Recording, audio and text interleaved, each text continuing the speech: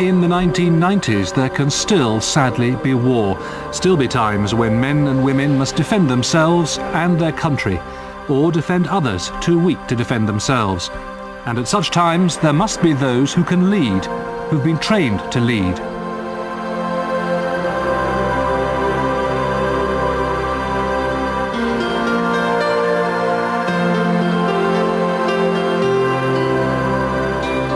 In most careers, you're thrown in at the deep end, but these young men and women, and many others like them, had an intensive 24-week training course right at the start that not only prepared them for their new jobs, but also stretched them, both physically and mentally.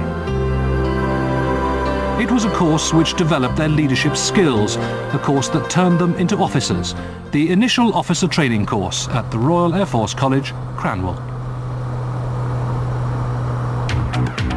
It was a bit difficult at first, but I'd been away to university. Many people who'd never been away from home before found it much harder. But we all managed to get through the first few weeks together by helping each other, sorting out kit, ironing, bulling shoes, teaching each other things we hadn't seen before.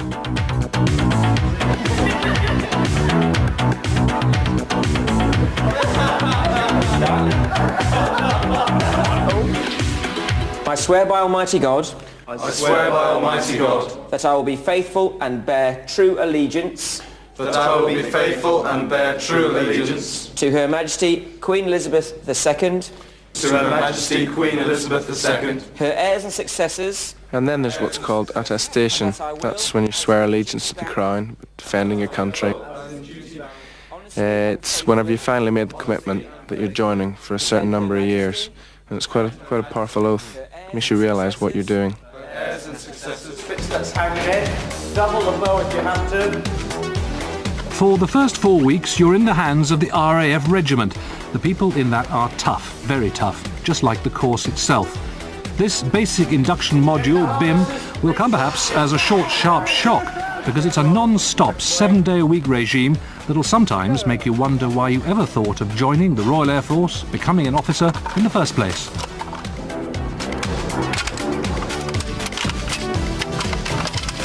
Behind the casualty's neck and simply drag them away from the hazard. The whole succession of activities is designed to militarise you, strengthen you, and what these first few weeks will also do is show you, as a future officer, what level of performance you'll be expecting from the men and women who you'll eventually command.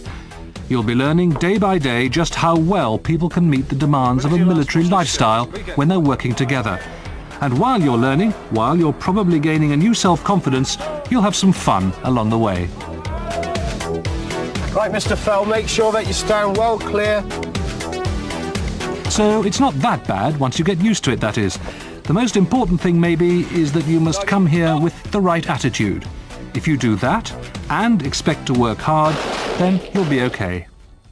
So you're looking for After BIM, part 2 of the course. Now you're in flights, small groups who'll stick together throughout IOT. And you're into 9 weeks of leadership training. You have to pool your resources and get the team to work together. And they're looking at the leaders straight from the start. To measure distances on the map then. And then you move on to land navigation, where they have you working with a map and compass. First of all, tell me, what is the feature? And you work in the classroom, finding how to get yourself from one point to another, and how to measure the distance and what time it'll take you. 2871. There may be times when you find it a bit hard to stand on your own 2 feet. After all, you are reaching for heights you maybe never thought you'd attain. But don't worry, there's always someone to turn to if need be. Get on the apex, you can start, and up the door. Each flight then has a flight commander, and really we're the sort of trainer, welfare person, mentor and guide. The thing is that they're here to learn not about skills, but to learn something about themselves. And I think the greatest gift that we give them is an ability to look at themselves critically at all times with a view to improving. So even if they don't know everything by the time they leave here, they can at least go away, see the mistakes they've made, and are in a position to analyse it themselves, and then go on from that to improve in whatever job they do in the Air Force. Elementary leadership training consists of a set of exercises, building bridges from pine poles and ropes, for example. Exercises that'll teach you never to say, sorry, haven't a clue. You might not know the answer, you might not have come across problems like these before, and you'll never have to do this kind of thing later. But you won't give up, and the RAF will expect you to come up with an answer through improvisation, using your initiative, and leading all the time. All right, guys, come on, we've got 3 minutes left. It's just really to assess how you react in a variety of different situations. They try and put you under pressure, both physically and mentally, and just to see if you can cope and increase your flexibility to be able to survive in all these situations. 2:40 an hour. I want to, yeah. The restriction was 4 in 1 minute, so it's 1 in 15 seconds. So that's 2.5 minutes to get the whole team. So if I get my clock sorted, you can get them all over in 2.5 minutes, can't you? Easiest way, going across on one rope, it looks like. Right, ready, go. It's teamwork, with you leading the team, sure that your colleagues are doing their jobs, sure that you're capable of doing yours. It's helping others out when they need you, in the knowledge that they do the same for you. That's it, come on, one last. And in the debrief afterwards, you'll learn what you did right or wrong and how you can improve in the future. When it actually came to planning it, I should have had a bit more thought beforehand. I didn't spend as long as I had available for thinking about an effective plan. Having said that, we did manage to get everyone across. OK, so what could she actually have used in the briefing to have aided her? Basin? First of all, I think she could have prepared in her own mind what she was going to say a little bit better, and also maybe used something like a sketch so that it was easy to understand. Of course, there are times when you can relax, maybe play cricket in front of College Hall. Time to clean kit, take stock, prepare for lectures. Time to be with friends in the mess. Maybe play a game of snooker. Or if you're too tired, you can always watch it on TV. Whatever, very soon it'll be time for somewhat more strenuous activity.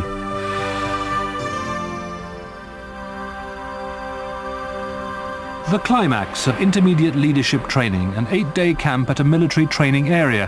This one's on the Northumbrian moors. You'll be working around the clock here in all kinds of weather, and some nights you'll probably get no sleep at all.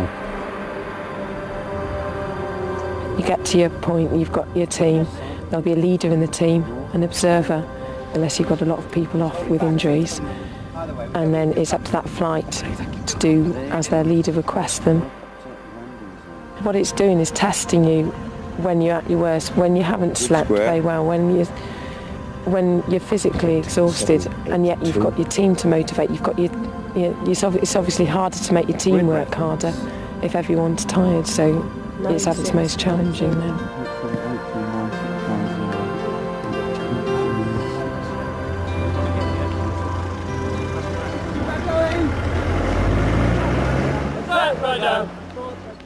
You push people to the limits, you find out what they're really made of, and people's real true characters actually come out when they're working that hard, and it's people get a lot of satisfaction after doing it. Maybe not while they're hurting going up those hills, but afterwards people are quite pleased that they actually carried out that mission. You know that everyone's going through the same pain as you are doing, so you all just push out and give 100% or 110% is what's expected here.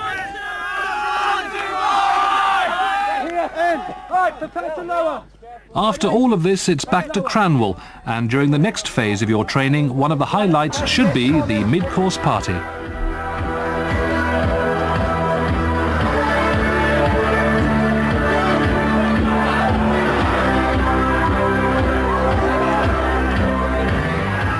Compare it with what you're going to see this afternoon.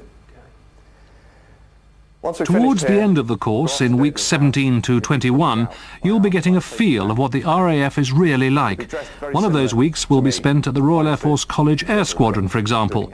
You'll take part in the early morning briefings.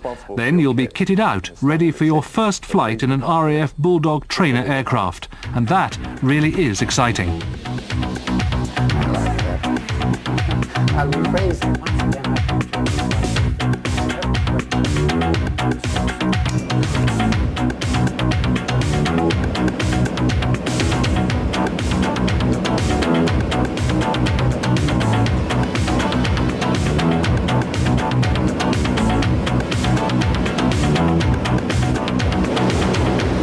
far cry from the flat terrain of Lincolnshire, Granton-on-Spey in the Highlands of Scotland. You'll spend a week here on adventure training, activities like whitewater canoeing, mountain biking, abseiling and rock climbing. In fact, this is all part of the RAF's training strategy, because you may be enjoying them so much that you don't realise they're all part of developing your capabilities. Either way, whichever you feel comfortable with. In contrast, the office simulator. For a week, you pretend that you're in an office on an actual RAF station, and you learn to interview people from your interview lessons where you've been taught the techniques, and throughout the course you learn how to cope with problems, telephone calls and your telephone manner, and in general what's going to be expected of you when you're a junior officer and you first go to an RAF station. To see him in the interview room at 14:30, please. Another taste of the living, breathing, working RAF comes with your station visit. This is Coningsby, home to 3 tornado squadrons. And here not only will you get a chance to sit in a few £1 million worth of fighting machine, but you'll also see how relationships work on one of Britain's busiest Air Force bases. Initially, to actually go and fly a low-level mission over to Wales. After they've been briefed, they've gone and... The experiences you get from a visit like this are invaluable, because you can't be taught such things in a classroom. You have to experience them, and after all, soon you could be part of them.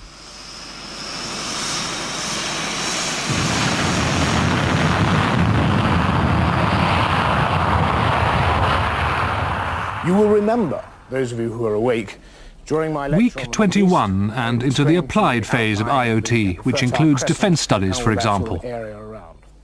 We tend to do quite a lot of lectures, obviously many with a defence-related theme. A large percentage is defence studies as a whole, which covers naval, army and air force, both history, rank structures, that sort of thing. Arab, who, if you remember,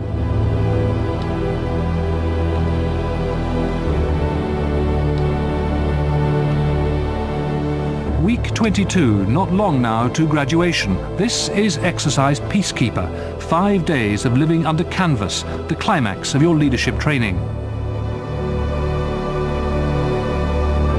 It's a single sustained military exercise, operating an RAF base and guarding it against incoming enemy troops, aircraft attack, peace demonstrators, anything really. You'll be assessed performing roles from guard commander to base commander, from supply officer to flying squadron commander. You are being tested throughout the days and nights. Are you tough enough, determined enough, resourceful enough?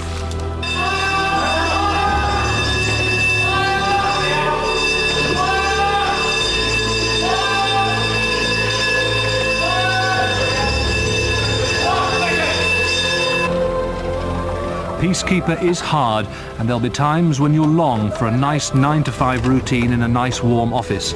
Or how about a pleasant evening in front of the telly with your feet up? No chance. And anyway, you wouldn't really want that, would you? Mind you, a sense of humour doesn't go amiss. That'll help you through. And in the end, this is the chance to prove to yourself and to the flight commanders that you have learned to make decisions and make them work. That you've learned to be one of a team, to be the one who leads the team, the one the team can count on. In short, that you've learned to think and move as an RAF officer. Intruders have broken onto base. Repeat. And all of this could, as they say, be the making of you.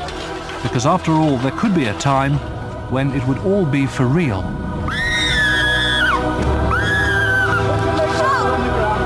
careful. Okay, put it on the ground. Put it on the ground.